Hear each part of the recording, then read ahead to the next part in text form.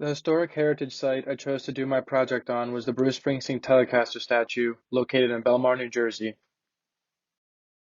The Telecaster statue is located on the corner of 10th Avenue and East Street, just outside the Belmar Public Library. The location of 10th Avenue and East Street is symbolic of Bruce Springsteen because his fellow East Street band member David Sanchez lived at 1105 East Street during the 1970s, which is where the band drew inspiration for its name. The Springsteen Telecaster statue was created by New Jersey artist Bob Matarangelo in 2011. On the left is a picture taken by me in February of 2023, and on the right is a picture of Matarangelo with his sculpture in June of 2012.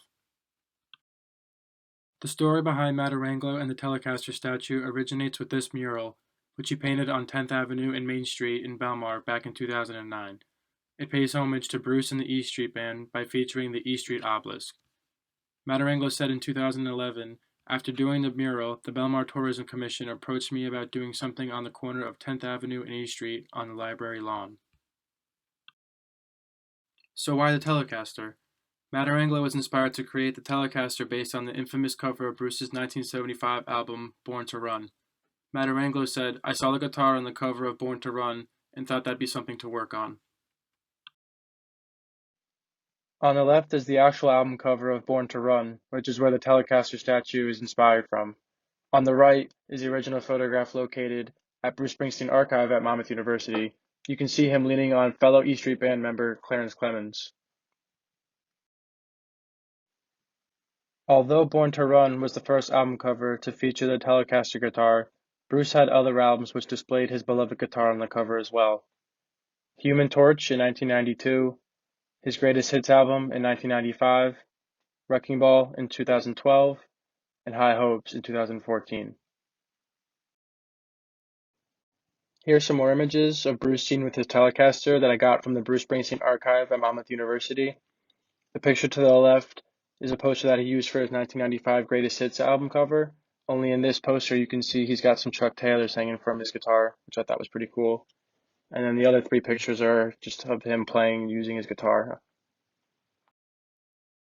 In terms of the statue's design, it's 8 feet tall and weighs roughly 150 pounds.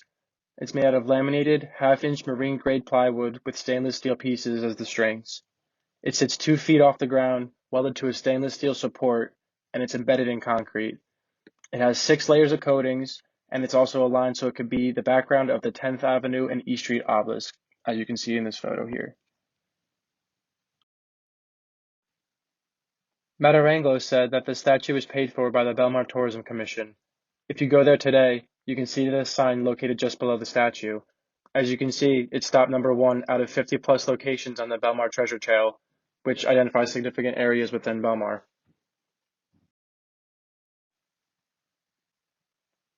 Here's a map of the Belmar Treasure Trail.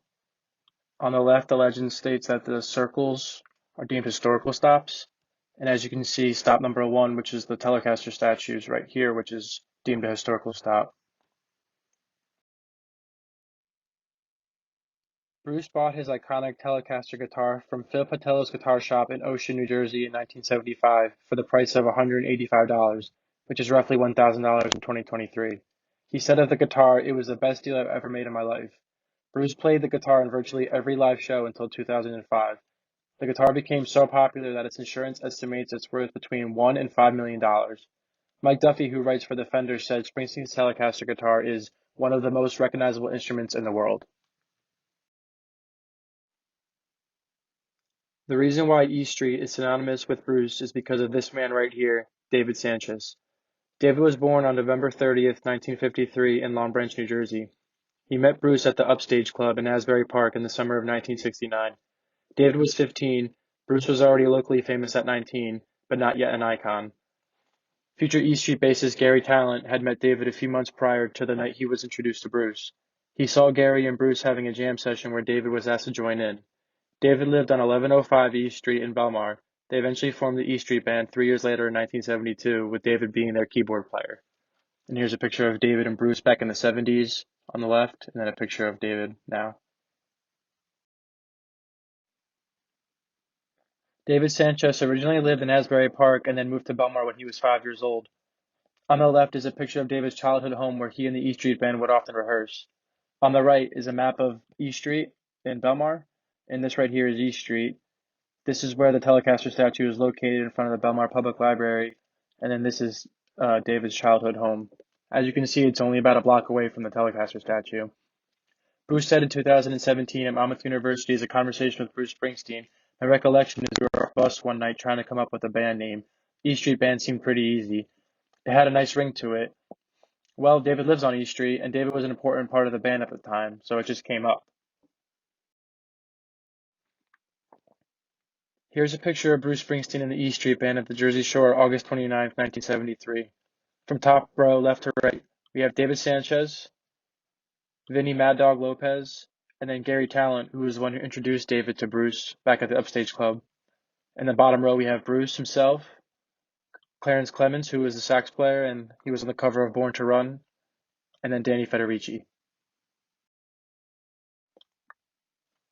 There are a few reasons why the Telecaster statue is so culturally significant. The first is the location. E Street is significant to the history of Bruce, and its intersection is close to the original Sanchez household. Although David's childhood home is closer to 11th Ave, 10th Avenue is busier, so more people could see the statue. The next is the type of guitar. The Telecaster was iconic to Bruce, and he called it his Old Reliable. And the last would be the fact that New Jerseyans are very proud to claim Bruce as one of their own. The band that helped Bruce rise to fame got its name based off Belmar's E Street, which holds significance to the people of this area, myself included.